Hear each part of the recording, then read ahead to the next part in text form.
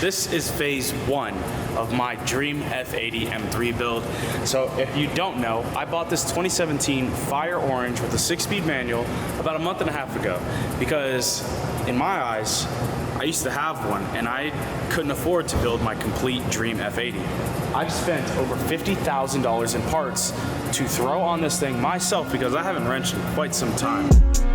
Out in the 6, I'm a national treasure. The niggas that bad me gon' bad me forever. R.I.P. Kobe, but y'all niggas brokey. That's probably why y'all be shacking together. Capo and Leader got habits together like couples vacation. So, without further ado, let's show you the parts that we have here. G80 M3 bucket seats. So we'll have to swap the modules over, coat out the airbag, get these thrown in black, which matches the interior of this F80 M3. Mad Trace and JQ Works steering wheel. I have high pressure fuel pump. I have clear tail lights, KW height adjustable springs. I have the Laptor lip, carbon side skirts, carbon diffuser, a single turbo kit that is not here yet. Oil cooler with the mesh guard, the rock guard, intercooler, downpipe, mid pipe. God, I don't even know what else we have. Heat exchanger. We have everything under the sun to build a sick F80 M3. And like I said, this is gonna be my dream build, so I'm very, very excited. It is gonna take me some time to put this thing together, unfortunately, because I'm so damn busy. I probably get half a day off a week, but I am going to use that time wisely and build this thing up. Unfortunately, we just found out that this thing has wheel locks and it doesn't have the key in the car. So can't really do much right now until we get one of those keys, but I'm gonna tear apart the motor just a little bit. I might get the valve covers off today, or the valve cover off today, because I do have the Vargas spline crank hub that I definitely wanna throw inside of this thing. I've done it before on my old M4 that I used to have. So I'm not new to it, but I am a little rusty.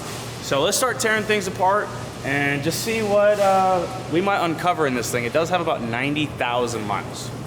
All right, good news. Old man Chris luckily had a set. He's in Hawaii right now. But he has a set, so we could actually take the wheels off. So we can do more than what we thought. Look at that, like freaking butter, man. One time I experienced that Rover, someone had 4 different wheel locks. Trash, scumbag. Gonna wash the mechanic and YouTube gambler do all this to an F80. Ow. I'm already tired. Wash it. I think today I want to take the wheels off. I do have BBS wheels, I forgot about that. I have LM wheels, but I want to get the wheels off. Old springs out, new springs in.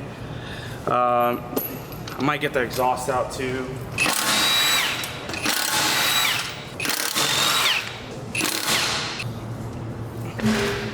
O-ring. It's got brand new brake pads, which is nice.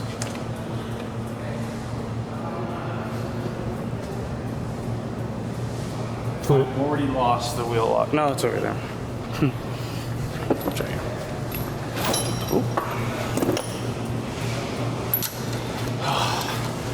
It's been a while since I've wrenched on a car. Do I miss it? Not really. Doing this shit for a career sucks.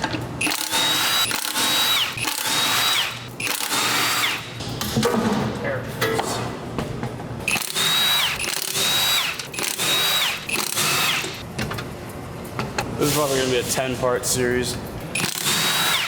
Honestly, crank hub and the turbo kit are the hardest. High pressure fuel pump too. Chris made it sound like it was gonna be, it's really hard. Cause it's like on the chain and everything. And when I looked at the steps, there's like 50 steps on the I said, oh. Maybe it is hard on that shit. Ali. Bro. Alright, so I'm gonna take off all these under panels now. Basically here, this one. I'm not gonna touch anything in the back yet. I gotta take off the rock guards here too. Now I'm gonna just take off all these under panels to get access to everything that I need. So we have the main skid plate, we have the oil cooler, these side panels, because I am installing the Laptor lip. I'm also going to be doing paint match side markers too, to kind of just make it look a little pretty. They always say don't use chrome sockets on impact, but I don't care.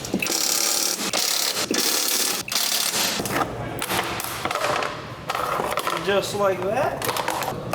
And like so. Oh, it's both, I'm saying.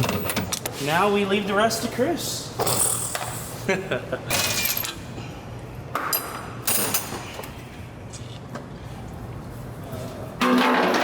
So when you do the crank hub on these, a lot of people like to remove the oil pan. I guess that makes sense if you're drilling for the debris, but we're not drilling anything. So it's actually really, really simple to do the crank hub in these. You just have to remove the fan, a bunch of stuff up top, charge air cooler, charge pipes, valve cover. You gotta get the timing tools in there. All right, we got all the under trays off. I'm gonna take out the rear springs just to get them out of the way. Super simple to do on these two. Take off these two bolts for the absorber and then the one that goes to the subframe. Pull this down, pull the spring out, swap it. Super simple. Yes, sir. And just like that, first one's out. Yep. Look at that pretty girl out there. That's out.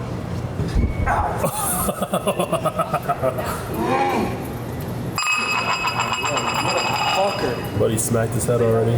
Fuck. You don't miss that, huh?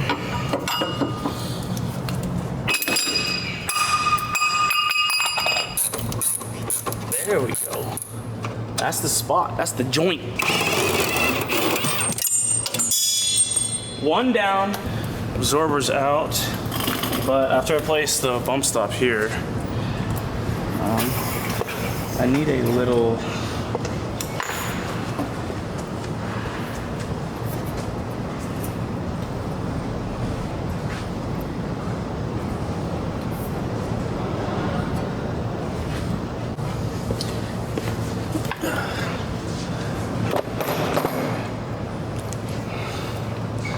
take off this little connector here without breaking this very, very brittle plastic. There it goes. Hey. Jesus. And put it back on, just put some tape around it. Hey. Not a bad idea. I need like a deep socket 12 point. That's a lot. I think that might be money right there. It might be a little too big. There's a lot of play in that. Oh, and then you're gonna ugga-dugga it off, huh? Yeah, of course. With all the play in there? That's how you get it off. You were just, okay. Oh my god. Yeah, that might not be the right size, Rick. What size is that? Damn it. I don't think I bought any 12 points yet. Alright. Cooked. Oh wait. Oh, e-torch. Damn it.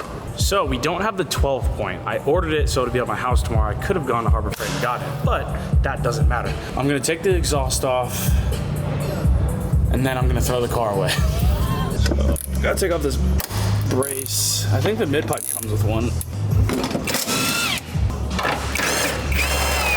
You know, it sounds a lot more fun. What? Fortnite? Sounds way more fun than this shit right now. I'm just kidding. I'm having some fun. You know, I'm having fun. Once it's all finished, it's gonna be so much fun. Of course. And you know what? I'm done. Stop. I need Chris. Where's Chris? You can use a normal 6-point socket for the e-torques. Works great. Think? Is that it? That might be it. Yeah. That's it. Ooh, 13s look bigger than that, Bob. 11. Remember, screw your axles with 13s. I got this pretty bad, so I can't tell. Might need some freaking heat for that, no? Maybe. Nope. But, you have new gaskets? What's that? New gaskets? I would assume it comes with one of the kits that I bought. Yeah. Oh, it is. Just lay it down like right here.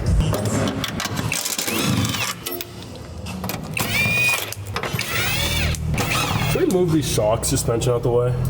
Yeah, probably. Might be a good idea.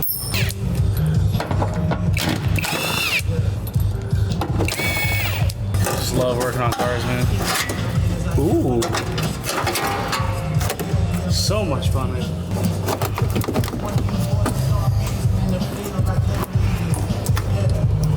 I'm sure I gotta take these off, right? Right? Film me learning, Rick. No, yeah. So best believe we got you learning. Just bend it a little bit, it comes off. So I need special tools to take this drive shaft off. That I don't have. Fucking bitch. Again, bro. I need to stop ducking under here, bro. can you just take those off? These bolts you don't touch because they're alignment adjustable. Yeah, I mean, I'm gonna get an alignment eventually anyway, but you could like mark them too. So right now, I decided that part one is basically just gonna be a teardown, and then I gotta make sure I have all the parts and tools for what is to come, because I think I'm not prepared. I thought I was, but I truly am not. Not a big deal though. Right now I'm gonna take off the front bumper, because I'm gonna have to end up replacing the charge air, or the heat exchanger, Jesus. Heat exchanger, oil cooler, plus I'm taking the cooling fan out anyway, because I'm gonna be doing the crank hub, so, and then also the single turbo eventually, if that ever fucking comes. So, I'm gonna take all that off, plus I'm gonna end up doing the Laptor lip, and I think it'd be better if I had the bumper off and like on a table doing it, so. We're gonna take this thing off, and yep, probably throw it away. So right now, it's just a bunch of electrical stuff that we have to pull off. The 360 camera, this stuff's already detached. The headlight washer,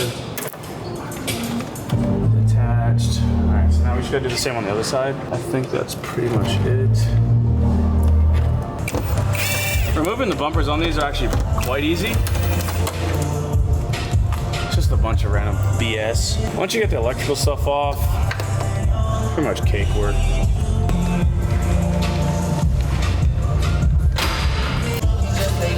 Alright, so remove this weather strip.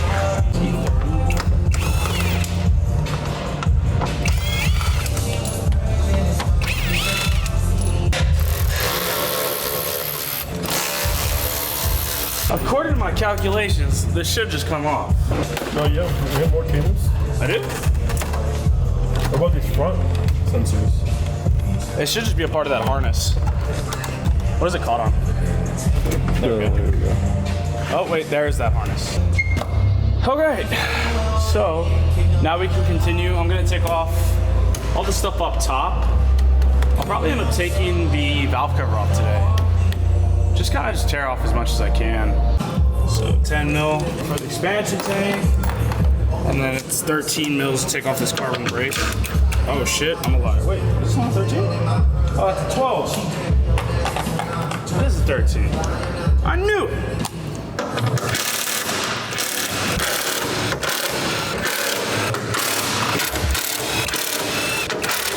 All right, so this comes off. This out the side. Start taking off the air boxes. Little pick is the lifesaver. Let's get electrical connectors off. Okay. Airbox 1, airbox 2. There we go. Airbox number 2. Basically, to do the crank hub, I'm gonna have to pull the cooling fan out. Charge air cooler just gets flopped over. Charge pipes are getting removed. And then a couple little covers. I'll take off this intake pipe. Valve cover comes off. I turn the crank, get it to TDC, lock the cams, lock the crank, take off the solenoids, take off the tensioner, chain, and then we take out that crank bolt and then pull the crank hub out. The reason why these fail is they use a friction ring instead of like a keyway or a typical crank hub. The friction rings, they just don't work. They're not ideal, especially when you start tuning your car or you do crazy downshifts. The crank hub will just spin and throw the timing off. And hopefully you don't cook your motor. But I think this one's good still, so we're praying. We're praying hard. Just pray for me. You're speaking from experience, huh, Bob? Yes, most definitely. I have spun my crank before, my crank hub. And I've replaced it. Actually, I've replaced the friction rings, and then that didn't work. 10 mil, this intake pipe comes all right out.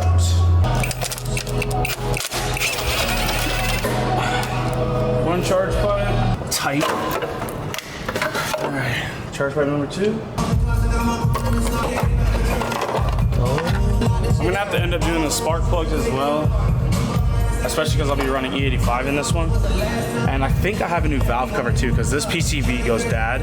And you could actually sneak by just replacing this cap, but I don't want to, so 2 out. Just get that for the brace off. Yeah, well, you can actually sneak these off without taking the brace off in the back. I do it all the time. Well, I used to when I used to work on my own car, because I'd replace my spark plugs like every 2 months, and then I'd always work on my friends' cars. It's a little tricky sometimes to get these off without removing the brace, but I might as well remove the brace because I have to anyway. Okay, so we got all the ignition coils out. Just gonna remove some of the O2 sensor wiring, get that out of the way. So I'm gonna take off all these coolant lines to the charge air cooler. Oh, this thing's a bitch to take on and off too. Yeah. I remember that. Yeah, it'd be like that. This is that bottom one. It'd be like that.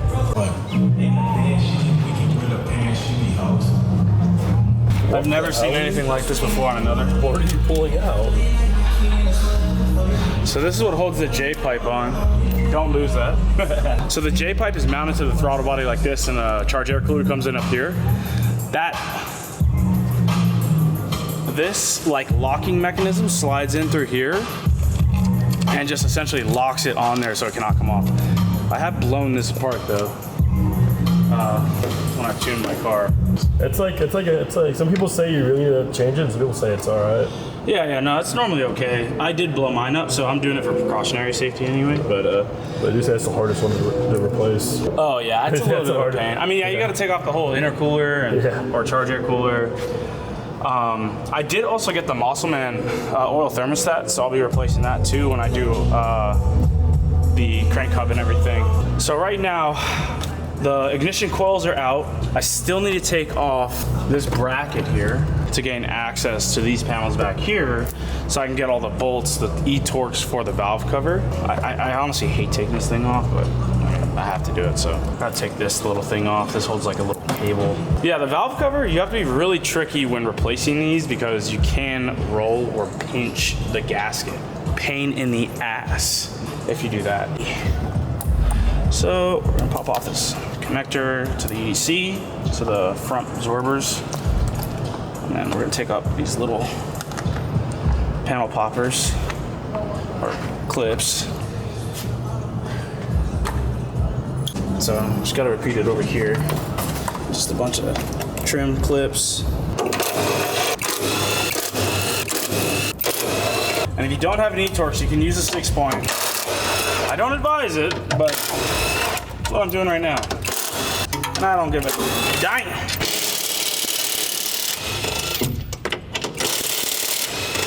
Couple Uggs here and there. Thank you, sir. Okay, now we got that off. We need a 10 mil, and we're gonna take off this back little cover. 1, 2, 3, 4, 5, 6. Is there more? No. See, now I could have just waited and taken off the ignition coils now, but I like a challenge. Okay, so now we have to take off this harness. Looks like T25. Take off the harness, swing this out of the way. The injector connectors aren't that tricky to get off. They're quite easy. So if you look on this side of the injector harness or connector, there's a little clip that you'd have to lift just like that to release the injector harness or connector. And like I said, if you have a flat pick like this, it's actually pretty easy, and then it just pulls right out like that. Pretty easy. You don't break anything, just be careful. So once you get those 8 mils off for the ground wire, just gotta get the rest of the injector connectors off, and the harness is gonna swing right out of the way. There we go. All right, all the harnesses where all the injectors are disconnected, this harness will swing over here to the driver's side. Nice. Wait, it works. That's exactly what I wanted to do. I'm back, guys. Alright. I'm going to take off the fuel rail now. So I need my spanner wrenches. Yeah, release the pressure of the fuel rail. Battery disconnected. Buddy, I ain't afraid of nothing. Oh, I'm sorry, my fault. My fault, King. That's how you do it. It was like 91. Oh! I almost died. Those are loose. Just gotta take off this fuel rail pressure injector, pressure sensor. It's kind of a bitch. It's kind of in there. Not gonna lie to you. There we go. Oh, and then there's a couple bolts that are hidden that are actually holding the fuel rails. 1, 2, 3, 4. That there's the one. Yes. There we go. Okay. So fuel rail is removed. We are pretty much ready to take off the valve cover. But I just realized that I don't have a specific tool that I really, really like. Hey, Bob. That's the theme of today's video. True. Not having the specific tool we need. So there's a specific tool that, oh my God, cut my finger. I think Mac or Snap-on makes it, and it's a swivel E-Torx. All right, let's see. So I think I can get away with this, an 8mm socket. Let's just see if it'll work. Yeah, okay. Let me get some bolts back on. What could you not? You can't get to that like with the non-swivel. On the back side, there's 2 bolts. Actually, there might be 3 because on this bottom side, the Torx are a little hard to get to. So we'll actually just disconnect these O2 sensors just to get them out of the fucking way. Let me take this shit off. There you go. Rick, I figured out how to take it off, buddy. Oh my God. Zap them off real fast like.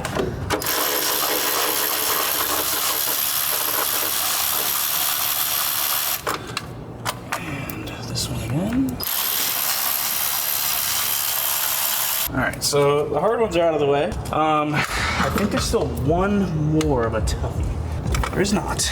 Nice, okay. Now it's just breaking the rest of these loose.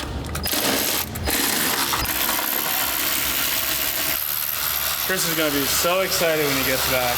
So yeah, man, I took it all apart for you. No, Bob. You can do this. I know, I'll do it. I'm gonna show you guys that I can wrench on my own shit. So that's the main goal of this car, is not fucking shit up. Proud of you. Haven't taken a phone break in a while. I know, thanks, man. I believe there's only 4 more bolts, and then we're good to pull the valve cover out. I think. When I first got into automotive, it was so fun. And then you just get shafted every fucking day. And then you're just like, you know what?